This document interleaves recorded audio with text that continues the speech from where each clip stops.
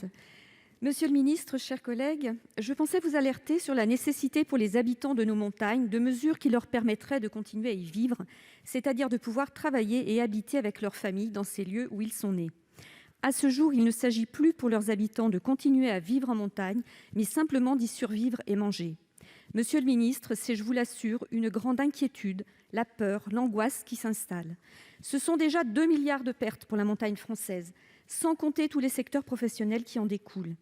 À ces pertes qui vont aller croissantes viendront s'ajouter celles liées à l'absence des touristes étrangers, soit une fréquentation de moitié par rapport à une année classique. Je n'ose parler d'une fermeture prolongée en février, ce serait catastrophique, les hébergeurs tomberaient, entraînant tout le système pour des décennies. Le tourisme hivernal représente pour notre pays 120 000 emplois et 10 milliards de chiffre d'affaires direct, sans compter toute l'économie de ruissellement. Mais en station, les charges fixes sont colossales pour une année qui ne compte que 4 mois de recettes.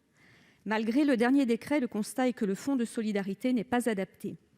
Si on ne veut pas la destruction et la disparition en un seul trimestre de ce modèle économique de plus de 60 ans, il est nécessaire de protéger mieux l'ensemble des acteurs.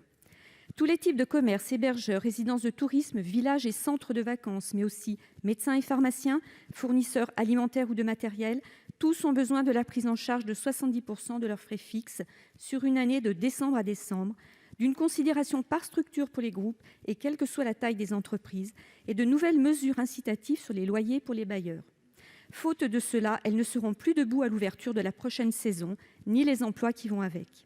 Aussi, monsieur le ministre, dans quel délai le Gouvernement entend-il prendre des mesures complémentaires de survie afin que l'économie de la montagne générée directement ou indirectement par les stations en termes de ressources et d'emplois, que les nombreux investissements et efforts déjà réalisés dans le sens d'une montagne durable ne l'aient pas été en vain, simplement que la vie même de toutes les familles concernées soit préservée.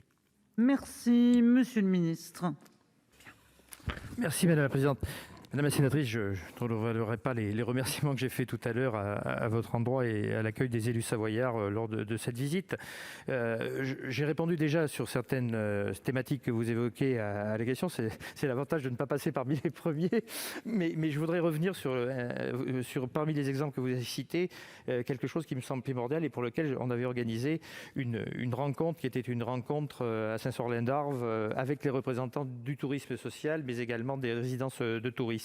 Parce que je crois que le sujet des résidences de tourisme et des villages vacances de montagne est vraiment un sujet primordial et vous avez raison de le souligner. C'est un secteur qui est très fragilisé par cette crise, notamment en raison de son modèle économique dont les charges fixes incompressibles sont structurellement, je dirais, très, très élevées.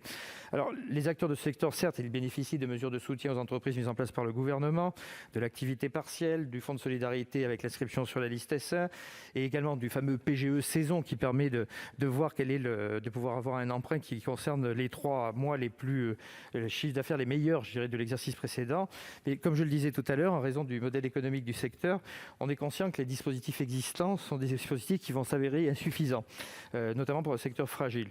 On est aussi très conscient que la question des loyers qui est due aux propriétaires, pour laquelle nous recherchons également des solutions, est quelque chose d'extrêmement prégnant. Alors sur ce sujet, pour être très clair avec vous, les arbitrages ne sont pas encore arrêtés, mais j'ai bien à l'esprit qu'une solution très rapide doit être trouvée, parce que je connais la difficulté dans laquelle se trouvent ces résidences, tout comme la difficulté aussi de ne pas pouvoir rouvrir tant qu'une solution n'est pas trouvée également pour la restauration, puisqu'il est difficile dans ce type de modèle économique de prévoir un click and collect pour l'ensemble des résidents d'une résidence de tourisme ou d'un village vacances.